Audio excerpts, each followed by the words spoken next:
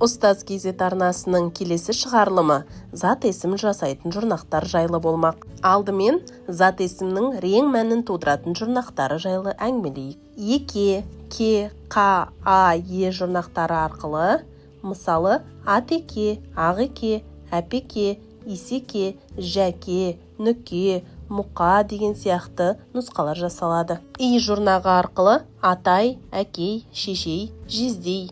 Тай жұрнағы арқылы ағатай, апатай, әкетай, шешетай сияқты нұсқалар жасалады. Жан жұрнағы арқылы ағажан, атажан, апажан, абайжан.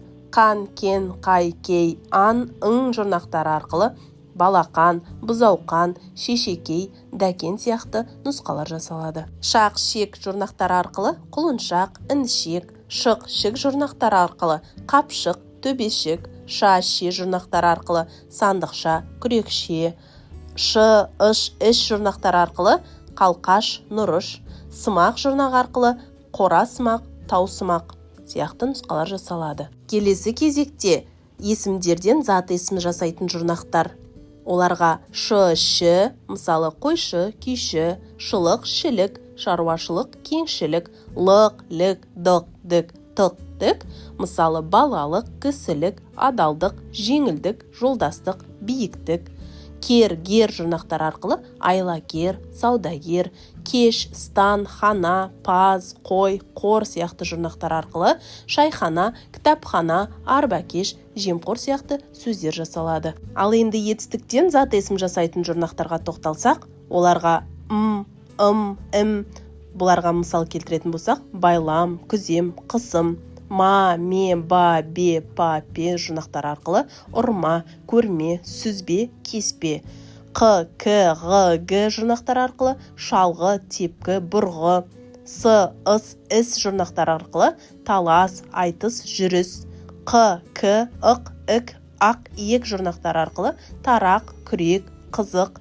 Үш, іш жұрнақтар арқылы қуаныш, таяныш, өкініш. Н, ын, ін жұрнақтар арқылы боран, жуын, түйін сияқты сөздер жасалады. У жұрнағы арқылы сабау, жамау, көсеу сөздер жасалады.Ынды, інді, бұл жұрнақтар арқылы шайынды, үйінді деген сөздер жасалады. Ғыш, гіш, қыш, кіш жұрнақтар арқылы сөзгіш, сыпырғыш, білгіш сөздері. Уыш, уыш жұрнақтар арқылы өлшеуіш, бастауыш сөздері. Ыр, ір, р, ар, ер жұрнақтар арқылы үңгір, шұқыр сөздері жасалады.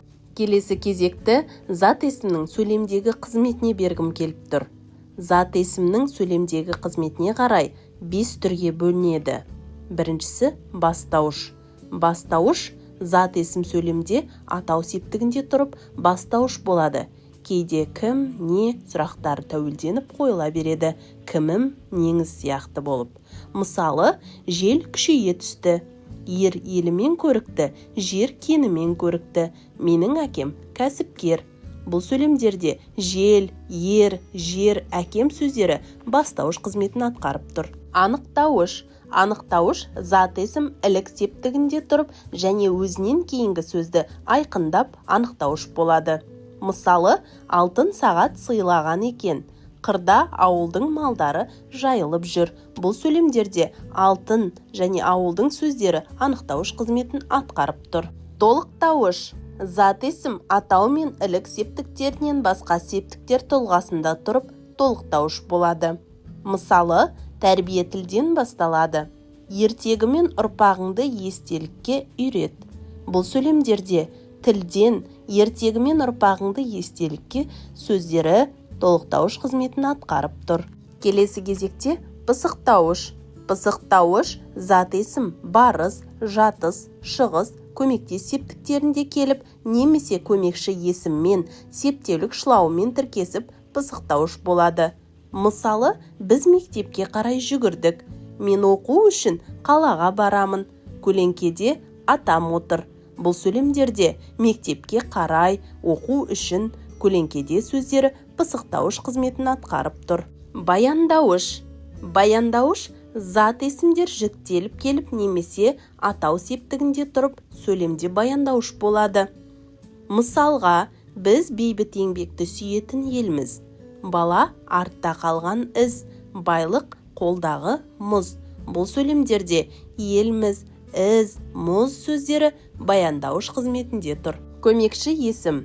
Көмекші есім лексикалық мағынасынан айырылып, сөйлемде екінші бір сөздің шылауында қолданылатын зат есім. Мысалы, сырт, іш, маң, алды, арты, үсті, қас, жан, тағы басқа сөздер. Мысалға келтіретін болсақ, ауылдың жаны терең сай. Әдетте көмекші есім тәуелдік жалғауында тұрып, негізгі зат есіммен тіркесіп, сөйлемнің бір ғана мүшесі болады. Ескерту. Кейде көмекші есім көптік, септік жалғауларында келіп, басқа сөзге тәуелді болмай, жеке тұрып та сөйлем мүшесі бола алады. Мысалы, арттағылар жетіп қалды. Бұл жерде арттағылар сөзіне кімдер деген сұрақ қоюға болады. Келесі, сыртын көріп, ішінен түңілме. Бұл сөздерде сыртын, ішінен сөздеріне сыртын нені, ішінен неден деген сұрақтар қою арқылы біле аламыз. Бүгінгі тақырып түсінікті болса, арнамызға жазылып, лүпіл қалдырып, пікір жаза отырыңыз.